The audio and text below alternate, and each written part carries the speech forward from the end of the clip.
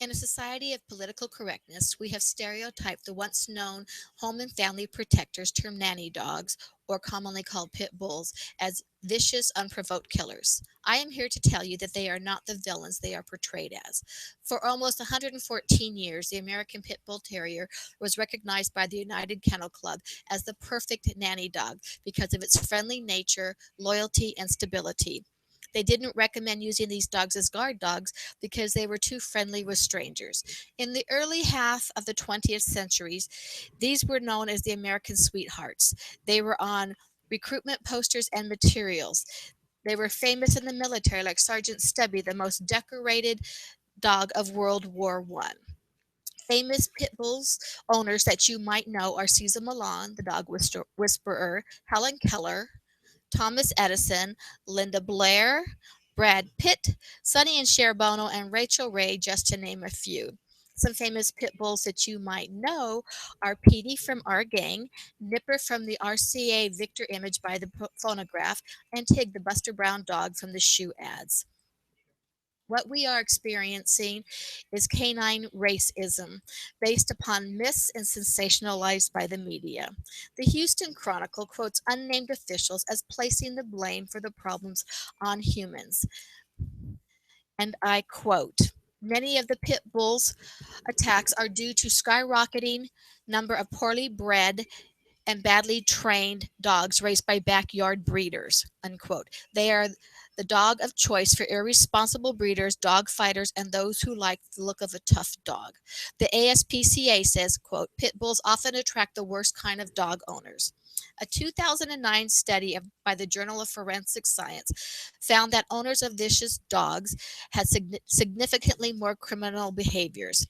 Pit bulls are more frequently abused, tortured, euthanized, and abandoned within the U.S. The American Veterinary Medicine Association says, and I quote, studies have not identified this breed group as being disproportionately dangerous. So, where do we stand? These dogs do not have locking jaws. That's a myth. The National Geographic studied three types of dogs: German Shepherds, Rottweilers, and Pit Bulls. The Pit Bull exerted less bite force than the other two dog breeds. So, based upon looks alone, Pit Bulls are discriminated against. Legislation has proven to be ineffective. There is no proof that breed specific laws, or BSL, make communities any safer.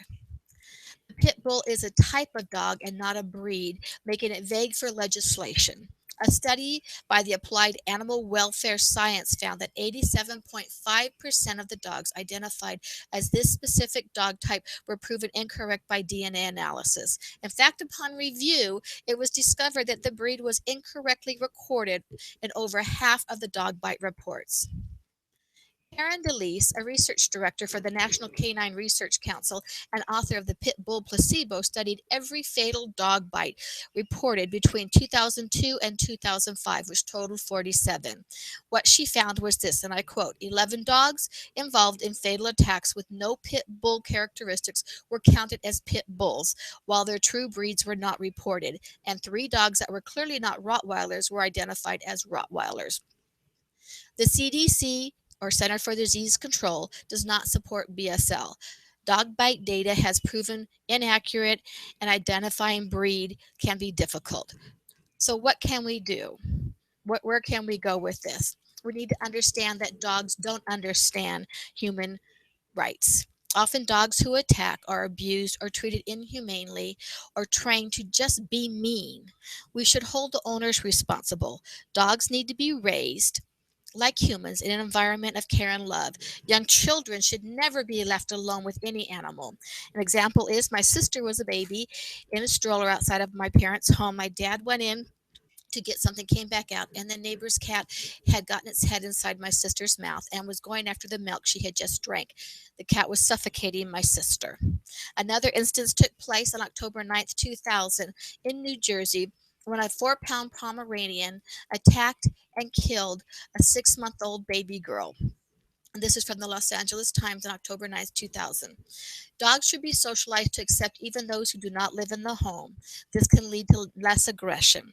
In my HOA or homeowners association, I'm the president of 102 homes, and I have to sit on many panels regarding dog bites. A dog bite is a dog bite is a dog bite. And aggressive behavior in all breeds of dogs can happen if they're not trained properly. No dog is inherently mean. Dogs should always be on a leash when they are outside of the home. Biting is a natural activity for all dogs, and all dogs and many animals have the potential to bite and inflict harm. Properly train any dog you own. Do not approach a dog you do not know or do not know the owner of. We need to encourage dog owners to become knowledgeable about their animals and train and socialize them so they can become our good dog neighbors. This responsibility is with the dog owner, not with the dog, who is subjected to the proper or the improper training and exposure, just like parents with children. The blame has been placed on the incorrect party.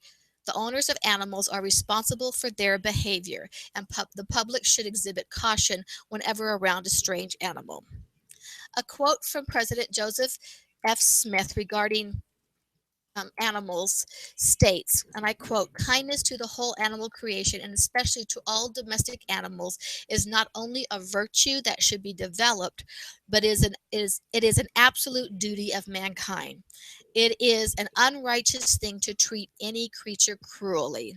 End quote. I say pit bulls have been victims of canine racism. I have lived with at least 7 pit bulls over the last 40 years and have never experienced one misstep with any of the dogs. Children have yanked their ears and tails, pulled on the female's nipples, and stuck their fingers up noses and rectums, and even tried to ride them without a snap or a snarl. Now, I will tell you, damn it. Okay, awesome.